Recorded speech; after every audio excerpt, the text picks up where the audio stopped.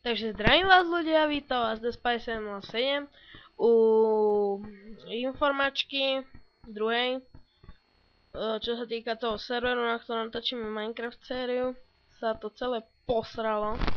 Oni vymazali server a dostal som tam ban, že vraj za to, lebo som sa bugol do kocky a hovorím, že mám veľký cheat, neviem, tak začal som novú sériu Krafákov, RPG modpack a to vlastne budeme mať takú najhlavnejšiu sériu. Potom ešte by som chcel začať Minecraft Slendermana od Exploiteda. Akože nie, že by som nejak kopíroval, ale proste len by som to chcel skúsiť, lebo mi to prišlo lepšie a mne normálny Slenderman úplne seká na počítači. No. Ešte čo také. Odbery sa nejak nezvýšili, z čoho som sklamaný. Tak ja mám tam 51 pozretí, takže 51 ľudí si to pozrelo. A ani ten like nedalo nič, ani odber, nič také. Lebo ja som povedal, že čím viac budem mať odberov, tým lepšie videa budem robiť. Mám to tak nastavené, že chcem sa dohodol s rodičmi, že keď budem dostávať veľké odbery, tak mi si budem kupovať za pozadí trúbie píle.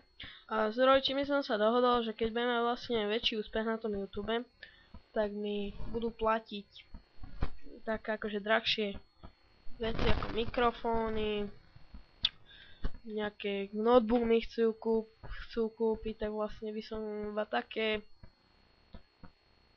niečo lepšie, akože to bolo.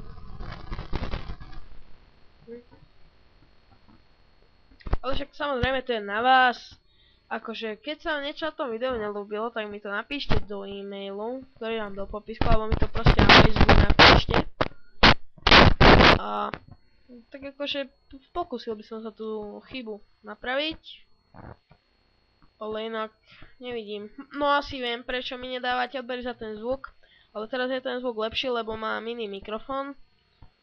Ani to nešumí moc, akurát tak tá motorovka pozadí. A počítač. No dobre, takže toto by bolo všetko, akurát sa idem pustiť do rendrovania RPGčka. Takže, keď sa vám video ľúbilo, zanechajte odber, like a nejaký ten komentík by potešil. Takže, uvidíme sa pri ďalšom videu, parte. No vlastne už to je všetko.